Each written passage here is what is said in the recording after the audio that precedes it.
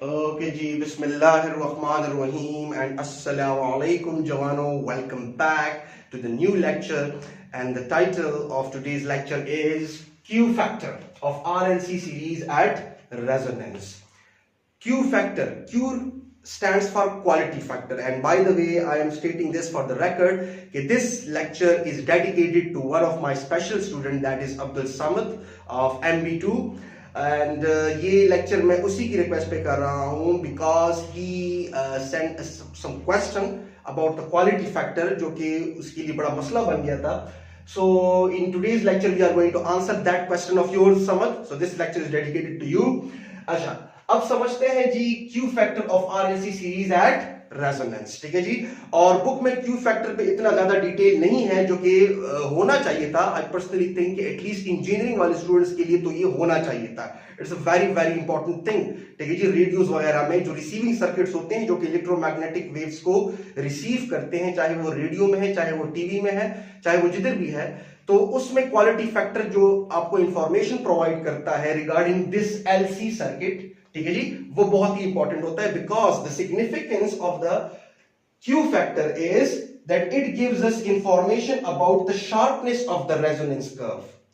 वो जो करंट और फ्रीक्वेंसी के दरमियान जो हमने ग्राफ ड्रा किया था उसकी शार्पनेस को हमें क्या कर देता है, बताता है. और शार्पनेस जितनी अच्छी होगी उतनी क्वालिटी फैक्टर अच्छा होगा, और उतना ही आप रेडियो आपको ज्यादा अच्छे तरीके से चैनल जो है वो ट्यून करके देगा और बड़े एकदम से देगा. उसके अंदर नॉइस नहीं होगी, एक चैनल की आवाज दूसरे चैनल के अंदर नहीं घुसेगी. ठीक है जी. एनी हाउ, अगर if you want the most of it, अगर आप ये चाहते हो कि कैसे ये सिग्निफिकेंस उसकी है, राइट, तो फिर कमेंट सेक्शंस के अंदर कमेंट से ही पता चल जाएगा कि सर आप इसके ऊपर मजीद कोई वीडियो करें. ठीक है जी. लेकिन फिलहाल के लिए we are going to limit ourselves to our syllabus, right. So understand करते हैं जी what is quality factor. So quality factor की चार तरह की डेफिनेशंस हैं. ठीक है जी. और आपकी बुक के अंदर जो किया हुआ है वो ये वाला है. ठीक है जी. सो अभी मैं हर एक पे आ रहा हूं. तो सबसे पहले तो दिमाग में होना चाहिए कि quality factor is actually the ratio, और याद रखिएगा मैं क्वालिटी फैक्टर को एक्सप्लेन कर रहा हूं एट रेजोनेंस. तो रेजोनेंस के तमाम शराइत और जवाबित आपको याद होने चाहिए, और ऑलरेडी मैंने यहां पर लिखी भी है कि रेजोनेंस पे क्या होता है आरएलसी में, कि आपका अप्लाई की हुई फ्रीक्वेंसी जो सोर्स से आपने अप्लाई की हुई है वो फ्रीक्वेंसी मैच कर जाती है टू द रेजोनेंस फ्रीक्वेंसी. और रेजोनेंस फ्रीक्वेंसी के लिए जो इक्वेशन है वो ये है, that is 1 divided by 2 pi under the root L C. क्यों? बिकॉज ये जो है और ये दोनों जो कंपोनेंट्स आपको नजर आते हैं, इन दोनों की जो अपोजिशंस हैं to the flow of charge वो फ्रीक्वेंसी पर डिपेंड करती हैं. So there is a particular frequency कि जिन पे दोनों की अपोजिशंस जो है वो सेम आ जाती हैं, और जब सेम आ जाती हैं आपके पास, तो जाहिर सी बात है दोनों के दरमियान जो पोटेंशियल डिफरेंस होगा, नजर आ रहा है, इस पॉइंट के दरमियान और इस पॉइंट के दरमियान जो potential difference that is VL, और फिर इस पॉइंट के दरमियान और इस पॉइंट के दरमियान जो potential difference that is VC, तो ये दोनों आपस में बराबर हो जाते हैं. और फेजर डायग्राम से हमें ये पता है, यहां तक मैं पहुंच चुका हूं एक्सप्लेनेशन में, फेजर डायग्राम से हमें ये पता है कि होता क्या है कि अगर ये करंट है, ठीक है जी, सो VR happens to be parallel to the current, voltage drop across the R, right, जबकि VL happens to be leading the current, this is VL, right, and VC happens to be lagging behind the current. ठीक हुआ जी. इसको थोड़ा सा बड़ा लिख देता हूं ताकि आपको नजर आए. This is VL and this is VC. ठीक है जी, राइट. अब अगर मैं देख लूं तो साफ पता चल रहा है कि VL and VC are out of phase by how much, by 180 degree. VL and VC are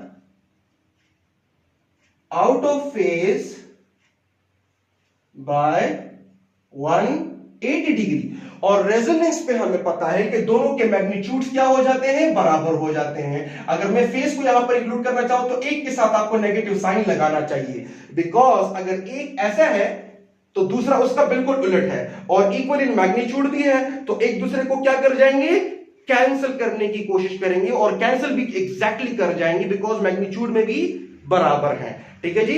so ये यहां पर एट रेजोनेंस फ्रीक्वेंसी जब सोर्स की तरफ से रेजोनेंस फ्रीक्वेंसी अप्लाई की जाए तो ये दोनों आपस में एक दूसरे को कत्ल करने पे आमादा हो जाते हैं और एक दूसरे को बार बार कत्ल करते रहते हैं और जिंदा होते रहते हैं, कत्ल करते रहते हैं और जिंदा होते रहते हैं। ये वाला उसे कत्ल कर रहा होता है, ये वाला उसे कत्ल कर रहा होता है, फिर से ये वाला उसे कत्ल कर रहा होता है, ये वाला, तो एक दूसरे को क्या कर रहे होते हैं, मारने, एक दूसरे के खून के प्यासे हो जाते हैं। ठीक है जी। और जिस मैग्नीट्यूड से ये वाला उसके खून का प्यासा हो जाता है, उसी मैग्नीट्यूड से ये वाला भी उसके खून का प्यासा हो जाता है। तो ऐसे लगता है कि आपके पास ये दोनों एक दूसरे के इफेक्ट्स को क्या कर जाते हैं, कैंसिल कर जाते हैं। और इस पे बड़ी डिटेल से बात हुई है हमारी इन द प्रीवियस लेक्चर, जिसमें मैंने सिर्फ जो रेजोनेंस वाला पार्ट 2 वाला लेक्चर है, resonance in RLC circuit part 2 वाला, काइंडली आप उसे देख लें। उस वीडियो लेक्चर का लिंक मैं इस वीडियो के डिस्क्रिप्शन में दे दूंगा, तो काइंडली वो देखकर आप इधर आ जाए। ठीक है जी। सो समझ आपने पहले वो देखना है, फिर इधर आना है। अच्छा, तो ये हुआ। सो ये दोनों एक दूसरे को क्या कर जाएंगे, कैंसिल कर जाएंगे, राइट। अच्छा, अब अगर रेजोनेंस की बात है, तो अगर रेजोनेंस की बात है तो रेजोनेंस पे तो VL और VC हमेशा बराबर होगा। ठीक है जी। तो ये बात दिमाग में होनी चाहिए। अब मैं यहां से आता हूं क्वालिटी फैक्टर की तरफ, और फिर जो है इसके अंदर जो सवालात आपके उठ रहे थे उसके ऊपर आऊंगा मैं। So quality factor is actually the ratio of the voltage across the inductor to the voltage across the resistor, या आप ऐसे भी कह सकते हो कि it is the ratio of what, the voltage across the inductor divided by the voltage applied, जो आपने अप्लाई वोल्टेज किया हुआ है। क्यों? बिकॉज एट रेजोनेंस आपका जो अप्लाइड वोल्टेज है, right, if you can see this, आपका जो अप्लाइड वोल्टेज है टोटल, राइट, वो बराबर हो जाता है सिर्फ और सिर्फ VR के। बिकॉज यहां से लेकर यहां तक का सर्किट तो है, वो तो ऐसे बिहेव कर रहा होता है जैसे कि ये वाले दोनों कंपोनेंट्स यहां पर है ही नहीं। ठीक है जी। सो सर्किट प्योरली रेजिस्टिव बन जाता है, तो V is only equal to VR। ठीक है जी। तो आप इसको दोनों तरह से कह सकते हो कि quality factor is the voltage across the inductor divided by the voltage across the resistor, or voltage across the inductor divided by the voltage applied। ठीक है जी, voltage applied, because applied voltage सिर्फ resistor को apply हो रहा है, inductor और जो inductor के क्रॉस वोल्टेज है और जो कैपेसिटर के क्रॉस वोल्टेज है वो तो आपस में एक दूसरे को कत्ल करने पे आमादा हो गए हैं। ठीक है जी। अच्छा, इस तरह। अब अगर मैं इसको इस तरह डिफाइन कर सकता हूं तो मैं ऐसे भी कह सकता हूं कि the voltage across the capacitor divided by the voltage across the resistor, because at resonance VL is equal to VC। तो VL की जगह मैं VC भी कह सकता हूं, दोनों इक्वल इन मैग्नीट्यूड है, पर सिर्फ आउट ऑफ फेज है बाय 180 डिग्री। तो मैग्नीट्यूड में तो बराबर है ना, तो आई कैन सेफली से कि it is either VL divided bye VR, और या फिर VL की जगह VC लिख दो, बिकॉज मैग्नीट्यूड में तो VL और VC आपस में क्या है, बराबर है। ठीक है जी। ये रिजल्ट्स मैंने इसलिए लिखे हैं ताकि आपको क्लियर हो। ठीक है जी। तो VC डिवाइड बाय VR भी लिख सकते हैं। सिमिलरली आप ये भी लिख सकते हो कि it is actually equal to VC divided by V applied, because V applied के बराबर हो जाता है at resonance at this condition. ठीक हुआ जी। अच्छा, तो ये आपके पास एक तरह की डेफिनेशन होगी। तो अगर आपको ये कहा जाए कि what is quality factor at resonance, तो quality factor is the ratio of the voltage across inductor to the voltage across the resistor, or the voltage across the capacitor to the voltage across the resistor। ठीक है जी। और अगर resistor की बजाय applied voltage कह दिया जाए तो तब भी आपने कंफ्यूज नहीं होना, because at resonance applied voltage is equal to the voltage applied across the resistor. Already मैंने ये शराइत लिखी हुई है, if you can see this. ठीक है जी। बिकॉज सर्किट रिड्यूस हो जाता है टू प्योरली रेजिस्टिव, ये दोनों एक दूसरे को की इफेक्ट को कैंसिल कर जाते हैं। ओके, अब जो आपकी बुक में डेफिनेशन है वो ये है, राइट। वो क्या है कि quality factor is actually equal to 2 pi multiply by the maximum energy stored divided by the energy dissipated in one cycle. One cycle means कि यहां से जो एक साइकिल अप्लाई हो रहा है, इस एक साइकिल के अंदर जो एनर्जी डिसिपेट हुई है, ठीक है जी, जो एनर्जी डिसिपेट हुई है, और एनर्जी कौन डिसिपेट कर रहा है, VR, right. The energy dissipated in one cycle that is by resistor and energy stored, सही। तो एनर्जी स्टोर या तो ये कर रहा है और या तो ये कर रहा है, लेकिन ये दोनों एक दूसरे को कत्ल करने पे आमादा हो गए। तो हम सिर्फ एक की बात करेंगे। याद रखिएगा, यहां से लेकर यहां तक की जो सिचुएशन है ये ऐसी है जैसे कि स्प्रिंग को आप प्रेस कर रहे हो। तो कभी काइनेटिक पोटेंशियल में, कभी पोटेंशियल काइनेटिक में, कभी काइनेटिक पोटेंशियल में, कभी पोटेंशियल काइनेटिक में, ठीक है जी। लेकिन ओवरऑल जो टोटल एनर्जी है वो तो कंजर्व है ना, total energy is always equal to the kinetic plus potential. Similarly यहां पर total energy is always equal to the energy of this plus the energy of this, लेकिन वो एक दूसरे को आउट ऑफ फेज है। तो जब एक बढ़ रहा होता है तो दूसरा उसे कम कर रहा होता है, जब एक कम हो रहा होता है तो दूसरा उसे बढ़ा रहा होता है। सो इस तरह की किस्सा चल रहा होता है, right, with the negative sign. अच्छा, ये आपके पास सिचुएशन आ गई है। अब यहां पर तीनों ही तरह से आप कर सकते हो, और याद रखिएगा quality factor is a dimensionless quantity. Quality factor यहां पर मैं लिख देता हूं, Q factor is a unitless slash dimensionless quantity. सही जी, इसका कोई डायमेंशन नहीं है because it is the ratio between the same two terms. यहां पर भी आप देख रहे हो तो एनर्जी ऊपर नीचे भी एनर्जी है, और 2 पाई का तो कोई यूनिट बनता भी नहीं है। सो जब आप दो सेम फिजिकल क्वांटिटीज का रेशियो लेते हो तो उसका कोई भी यूनिट नहीं बनता, बिकॉज जो यूनिट अपस्टेयर्स है वो नीचे डाउनस्टेयर्स वाले यूनिट्स के साथ क्या कर जाते हैं, कैंसिल कर जाते हैं। ठीक हुआ जी। So it is a dimensionless quantity. अच्छा, now coming back to the question, और वो ये है कि एट रेजोनेंस क्या होता है। रेजोनेंस हमेशा, एट रेजोनेंस पे बात हम कर रहे हैं, एट रेजोनेंस पे VL और VC हमेशा क्या होंगे, बराबर होंगे। अब अगर मैं एक ऐसा इंडक्टर कनेक्ट कर लूं कि उसका XL ज्यादा हो, फॉर एग्जांपल यहां पर मैं कह देता हूं कि VL is actually equal to IXL, ठीक हुआ, and similarly VC is equal to IXC, right. अब दोनों के थ्रू करंट तो सेम है, ये तो दोनों का सेम है, राइट। अब अगर VL और VC को मैं चेंज कर सकता हूं तो बाय चेंजिंग देयर रिएक्टेंसेस, नजर आ रहा है, ठीक है जी। अब अगर मैं XL की रिएक्टेंस बढ़ा दूं, राइट, अगर मैं XL की रिएक्टेंस मतलब इंडक्टर की रिएक्टेंस बढ़ा दूं, इसको मैं थोड़ा साफ जगह पे कर लेता हूं ताकि आपको क्लियर हो जाए। Let me wipe this of, ठीक है जी, राइट, काइंडली ये लिख लें। ओके, मैं इसको थोड़ा सा साफ जगह में लिख लेता हूं, ठीक है, ताकि आपको थोड़ा सा क्लैरिटी आ जाए। नाउ अगर मैं कहूं कि VL is actually equal to IXL, right, and similarly VC is actually equal to IXC, और याद रखिएगा रेजोनेंस पे बात हो रही है, ये दिमाग में रहना चाहिए। किस पे बात हो रही है जी, रेजोनेंस पे बात हो रही है, ठीक है। तो रेजोनेंस पे किसी भी हालत में VL और VC आपस में क्या होने चाहिए, बराबर होने चाहिए, ठीक है जी। अच्छा, अब दोनों कैसे कनेक्टेड है, सीरीज में। तो जब सीरीज में कनेक्टेड है तो दोनों का करंट क्या है, सेम, तो I तो सेम हो गया। अब अगर मैं ऐसा इंडक्टर कनेक्ट कर दूं कि उसका XL मैंने थोड़ा सा बढ़ा दिया है तो VL थोड़ा सा बढ़ जाएगा, राइट।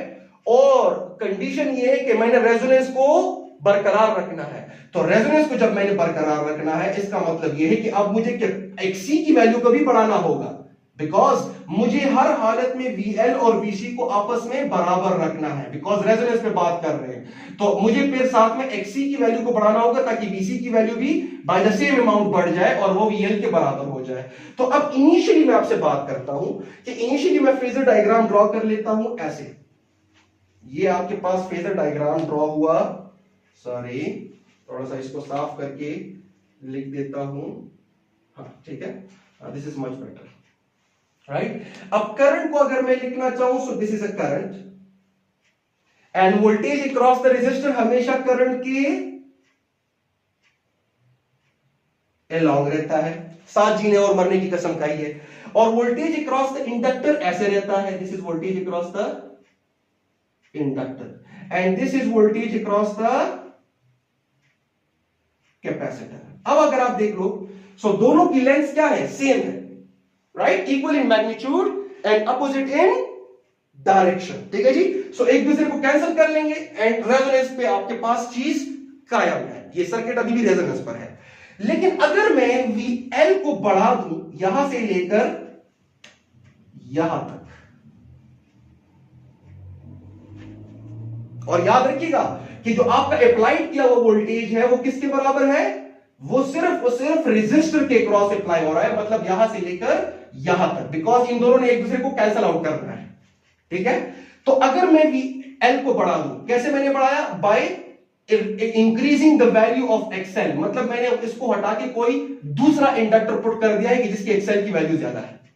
और अगर मुझे रेजोनेंस को कायम रखना है तो जाहिर सी बात है मैं उसी अमाउंट से XC की भी वैल्यू बढ़ाऊंगा, बिकॉज अब देखिए XL ज्यादा हो गया है, सॉरी VL ज्यादा हो गया है और VC कम है। तो अगर मुझे रेजोनेंस को कायम रखना है तो VC की वैल्यू भी VL के बराबर आनी चाहिए।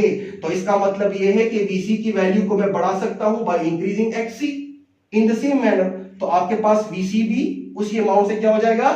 नीचे की डायरेक्शन में बढ़ जाएगा। अब और स्टिल इस सिचुएशन में भी अभी जो अप्लाइड वोल्टेज है वो सिर्फ और सिर्फ रेजिस्टर के क्रॉस लग रहा है। दिस इज दी अप्लाइड, मतलब सोर्स का जो वोल्टेज है, सोर्स का, ठीक है जी, बिकॉज बुक में जो सोर्स का लिखा हुआ है और यही स्टूडेंट्स को परेशान कर रहा है। तो अब अगर मैं कहूं कि लेटस से सोर्स का जो वोल्टेज है, the voltage applied from the source is 220 volts, जो कि आम हमारे तरफ होता है, ठीक है जी। तो इसका मतलब यह है कि आपके सोर्स का वोल्टेज 220 वोल्ट्स है, ठीक है जी, और वो सिर्फ applied across the resistor, because ये दोनों तो एक दूसरे को इफेक्ट को कैंसिल कर रहे हैं, राइट। लेकिन अगर मैं इंडिविजुअली बात करूं, एज अ होल नहीं, यहां से लेकर यहां तक बात नहीं कर रहा, बल्कि सिर्फ यहां से लेकर यहां तक की मैं बात कर रहा हूं इंडिविजुअली। थोड़ा सा इसको साफ कर लेते हैं ताकि थोड़ा सा क्लियर हो जाए, बड़ा मेस्ड अप हो गई है सिचुएशन। सो अब अगर मैं सिर्फ और सिर्फ बात करूं किससे, यहां से लेकर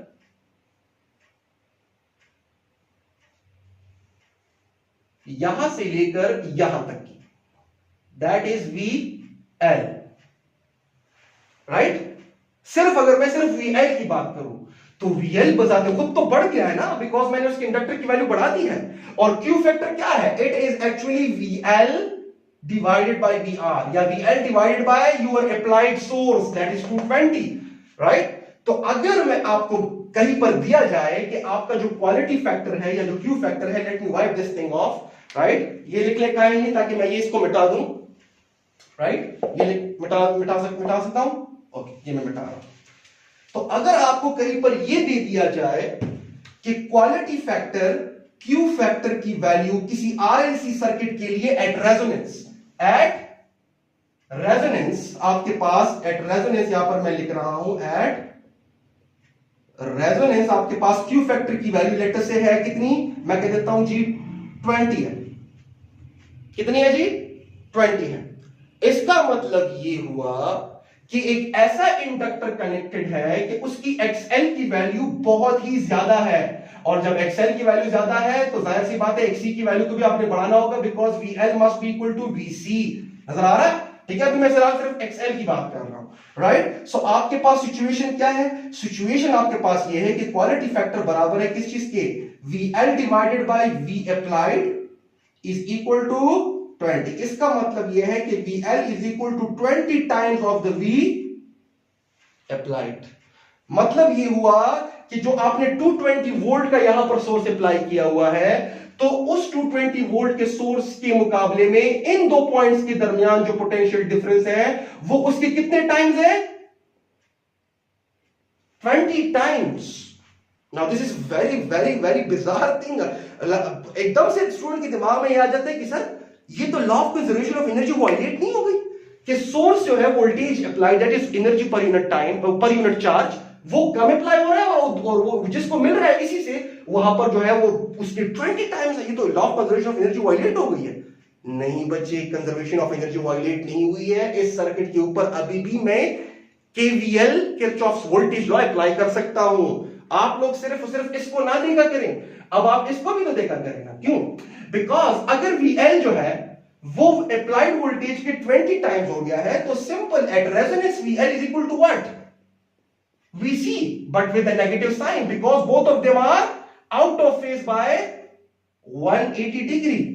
VL and VC are out of phase by 180 degree. तो अगर VL, गौर से देखें, अगर voltage applied across the inductor applied voltage के या सोर्स के वोल्टेज के 20 टाइम्स ज्यादा होना चाहता है, तो उसी के मुताबिक VC भी उसी अप्लाइड वोल्टेज के मुकाबले में 20 टाइम्स ज्यादा होना चाहता है, लेकिन इन अ नेगेटिव सेंस। क्यों? बिकॉज अगर वो ऐसे है तो ये वाला ऐसे है, तो अगर वो ज्यादा हुआ है अकेले में तो वो कहता है नीचे आओ, और अब अगर ये ज्यादा होता है तो वो कहता है नीचे आओ। ठीक हुआ? तो हो क्या रहा है आपके पास कि यहां पर आपके पास सिचुएशन यही हो जाती है कि ये दोनों एक दूसरे को कत्ल करने पे आमादा हो गए हैं। तो यहां पर वोल्टेज का इसके मुकाबले में, सोर्स के वोल्टेज के मुकाबले में इंडक्टर के वोल्टेज का 20 टाइम्स बढ़ जाने का मतलब ये नहीं है कि कंजर्वेशन ऑफ एनर्जी वायलेट हो गई है, नहीं। अगर ये 20 टाइम्स बढ़ गया है तो वो वाला उतना ही 20 टाइम्स नेगेटिव साइंस पे चला गया है, उसे कम करवाने की कोशिश में चला गया है। अगर आपको प्रीवियस वीडियो याद है कि जब ये करंट को ज्यादा करवाना चाहते हैं वो वाला कम कर देता है, जब वो करंट को ज्यादा करवाना चाहता है ये वाला कम कर देता है, राइट। जो प्रीवियस वीडियो थी रेजोनेंस पार्ट 2 वाली, right. So that is the thing कि अभी भी आप यहां पर केवीएल अप्लाई कर सकते हो बड़े इजीली, राइट, बिकॉज V जो आपके पास L है that is actually equal to the negative times of the VC, because 180 degree out of phase है। तो अगर एक को मैं पॉजिटिव कहता हूं तो दूसरे को मजबूरन मुझे क्या कहना होगा? नेगेटिव कहना होगा, बिकॉज ऊपर जाने को अगर मैं पॉजिटिव कहता हूं, नीचे जाने को मुझे नेगेटिव कहना होगा। तो ये दोनों एक दूसरे को क्या करते हैं? Cancel, right. सो इंडिविजुअल अगर बात की जाए, बिकॉज क्यू फैक्टर इंडिविजुअल का रेशो बनाता है, दोनों का कंबाइंड रेशो नहीं बनाता।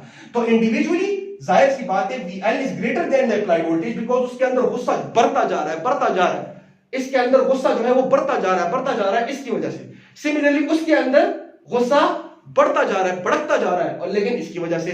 तो सोर्स कहता है कि ये दोनों तो आपस में एक दूसरे को मार डालेंगे, ठीक है जी, और आपस में चल रहे हैं, और इसके अंदर इतना गुस्सा बढ़ गया है कि सोर्स से भी ज्यादा है इंडिविजुअली, राइट। लेकिन जब इसके अंदर गुस्सा बहुत ज्यादा बढ़ जाता है, लेट अस से 20 टाइम्स ऑफ द सोर्स, तो वो उतना ही 20 टाइम्स ऑफ द सोर्स के मुकाबले में कूल हो जाता है। तो रिजल्ट क्या हुआ? 0। और अब जब इसके अंदर 20 टाइम्स गुस्सा बढ़ गया है सोर्स के मुकाबले में, मतलब कैपेसिटर के अंदर, तो इंडक्टर के अंदर 20 टाइम्स जो है कूल हो जाता है, उसी सोर्स के मुकाबले में नीचे आ जाता है। तो ये इस तरह चल रहा होता है, ठीक है जी, राइट। तो अगर इंडिविजुअली देखी जाए तो इंडिविजुअली तो इसका वोल्टेज जो है उससे बढ़ जाता है, लेकिन एज अ होल आप सर्किट के ऊपर law of conservation of energy apply करो, मतलब किरचॉफ वोल्टेज लॉ अप्लाई करो, तो कोई फर्क नहीं पड़ने वाला। आपके पास V अप्लाइड जो है वो सिर्फ V रेजिस्टर के क्रॉस ही बराबर आएगा, बिकॉज ये दोनों तो एक दूसरे को कैंसिल कर जाएंगे। कैसे? आपके सामने मैं अप्लाई कर देता हूं, right. Let me apply it और it. So that is a very remarkable thing कि at resonance the voltage across the inductor or the voltage applied across the capacitor may increase several times of its source, अपने source से भी ज्यादा बढ़ जाते हैं individually, लेकिन as a whole आप जब कंजर्वेशन ऑफ एनर्जी अप्लाई करोगे तो इट विल होल्ड इटसेल्फ, ठीक है जी। तो आपके पास ये सिचुएशन आ जाती है। फॉर एग्जांपल मैं अब यहां पर केसीएल अप्लाई करने लगा हूं, तो केसीएल जब अप्लाई करूंगा तो कैसे करूंगा? आप ये लिख ले, तो मैं इसको मिटा देता हूं। Okay, so I am going to apply KCL, तो ऑटोमेटिकली आपको क्लियर हो जाएगा कि कैसे हो रहा है। देखते हैं यहां पर दिस इज अ सोर्स। तो केसीएल का क्या मतलब है कि voltage of the source must be equal to the voltage of the consumers. तो ये तीनों को वोल्टेज ये सप्लाई कर रहा है ना, तो voltage across R plus voltage across L plus voltage across C। लेकिन मुझे पता है कि जब मैं VL को पॉजिटिव लेता हूं तो VC को क्या लेना होगा? नेगेटिव। सिंपल। तो voltage across the source is actually equal to the VR, और ये दोनों तो एक दूसरे को क्या कर जाएंगे? कैंसिल कर जाएंगे। क्यों? बिकॉज इन दोनों का मैग्नीट्यूड आपस में बराबर है, equal in magnitude, so will cancel one another. So V of the source reduces to VR, सही जी। तो इंडिविजुअली ये बहुत ही ज्यादा होगा, इंडिविजुअली जो VL है वो बहुत ज्यादा होगा, लेकिन इंडिविजुअली जब VL ज्यादा होता है तो ये वाला उतने ही अमाउंट में नेगेटिव में चला जाता है, राइट। और इंडिविजुअली VC बहुत ज्यादा होगा, लेकिन जब इंडिविजुअली VC ज्यादा होता है तो ये वाला उसी मिकदार से ही नीचे चला जाता है, right. So that is the thing. क्यों? बिकॉज जब वो वाला करंट को ज्यादा करवाना चाह रहा था तो ये वाला उसी मिकदार से करंट को कम करवाना चाह रहा था। एट रेजोनेंस वाला जो सेकंड पार्ट वाली वीडियो है, काइंडली वो देख लें। और फिर जब उल्टा हुआ कि जब वो वाला करंट को कम करवाना चाह रहा था, मतलब कैपेसिटर, तो इंडक्टर करंट को ज्यादा करवाना चाह रहा था। सो ये एक्चुअली ये एक्सचेंज आपस में ये हो रहा होता है, एक दूसरे को खत्म करने पे लगे होते हैं। तो इंडिविजुअली तो वोल्टेज बढ़ सकता है, आप क्या करो, XL की वैल्यू बढ़ा दो, लेकिन फिर रेजोनेंस के लिए XC की भी वैल्यू बढ़ानी होगी, बिकॉज बात हो रही है किस चीज के ऊपर? रेजोनेंस के ऊपर। सो एट रेजोनेंस यहां पर मैं लिख सकता हूं कि at resonance VL, right, and or I should say VC can be, right, can be much more than the voltage of the source, जो कि सोर्स प्रोवाइड कर रहा है। लेकिन इंडिविजुअली आप इसको कंबाइन करके देखो तो रिजल्ट आपके पास यह आएगा कि वोल्टेज सिर्फ और सिर्फ VR तक महदूद हो जाएगा। So that's the end of the Q factor, quality factor की जो आपके पास रिजल्ट्स है, और मैं इसी डिस्क्रिप्शन के अंदर, और बाय द वे इधर से भी एक रिजल्ट आता है, काइंडली अगर आप इसको प्रूफ कर सकते हो तो प्रूफ करो। आपके पास जो क्वालिटी फैक्टर का रिजल्ट है वो कुछ इस तरह से आता है, जो कि बुक में होना चाहिए था लेकिन अनफॉर्चुनेटली नहीं है, और वो कुछ इस तरह से आता है, that is 1/r under the root LC। ठीक है जी, इन तीनों से आपके पास ये रिजल्ट्स आते हैं, राइट। अगर तो कमेंट सेक्शन में मुझे लगा कि आप लोगों का इंटरेस्ट ज्यादा है, सो मैं इसके ऊपर मजीद भी बात करूंगा। बाय द वे रेडियो की तरफ मैं जाऊंगा फिर, so it will be even more interesting. लेकिन this was only just the answer of the question that I was asked by Abdul Samad. So I believe कि क्लियर हो चुका होगा आप लोग, समद एटलीस्ट समद को, बाकी अगर हो अपनाओ, ठीक है। So that's the end of the lecture. अस्सलाम वालेकुम।